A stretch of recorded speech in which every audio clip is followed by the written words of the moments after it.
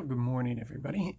Here we are looking through Exodus 30 to 32. And there's some big events that happen in this reading today.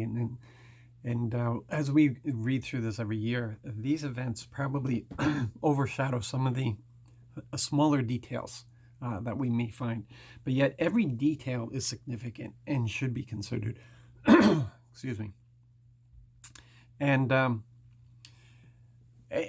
would kind of want to ignore the golden calf this morning and all the events that surround that. And I want to go to the very first chapter, a detail in the very first chapter that we read. And it's a detail considering the compensation. It was ordered.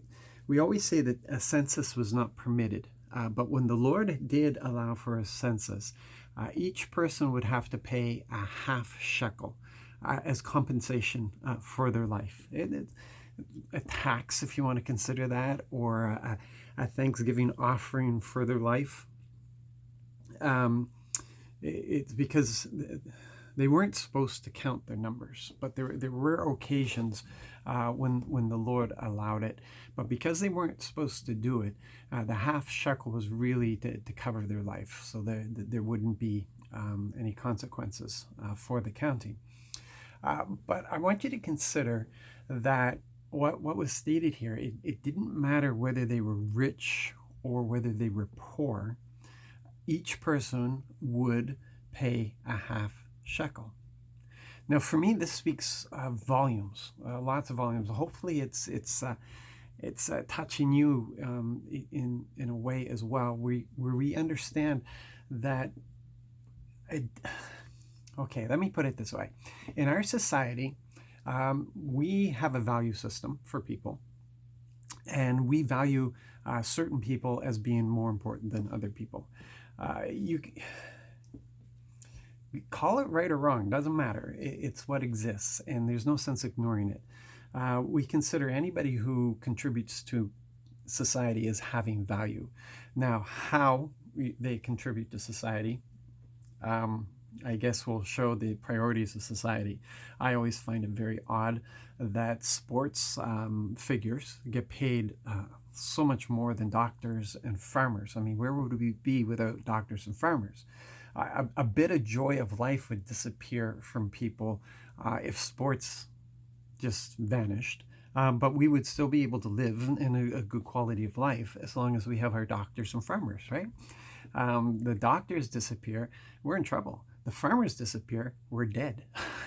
It's as simple as that. So we see that these people have value. We consider them important. We consider politicians, our leaders, to be important. Anybody who's paying taxes, we consider to be important. But there's less emphasis on those who may live on the street or find themselves in difficulty, who may be collecting welfare because of things that have happened in their life. We don't actually put a lot of value on our seniors. We don't honor them once they've finished in that primal working years, which what is it, 20 to 55, something like that. I'm about to leave that category. I'm about to step out of that. I'm no longer considered to be prime. There's not as much value that's placed on them. But yet here we're finding a society, a culture that the Lord is developing here in Israel, where everybody has equal value before the Lord, no matter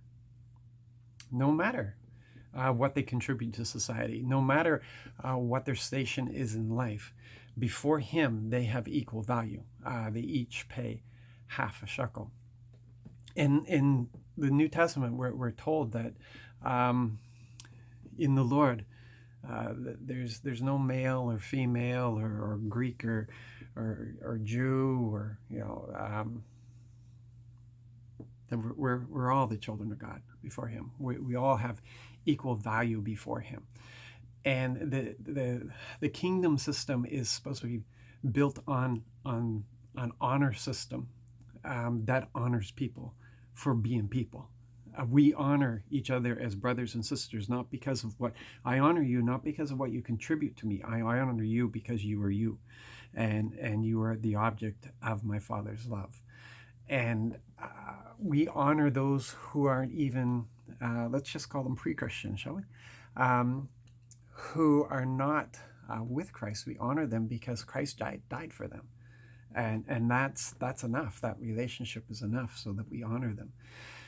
And if we were able to operate in this kind of mentality and place, we would see the church in a much different place, and we would see our relationship with the world in a much different relationship. But pride and arrogance and all these things are still alive, are still well, and get in the way of honor. But let's seek our hearts.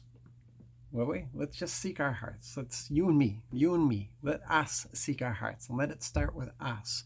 There can be a change as we seek the face of the Lord, as we seek the desires of our Father's heart, as we understand his heart, that everybody has equal value before him.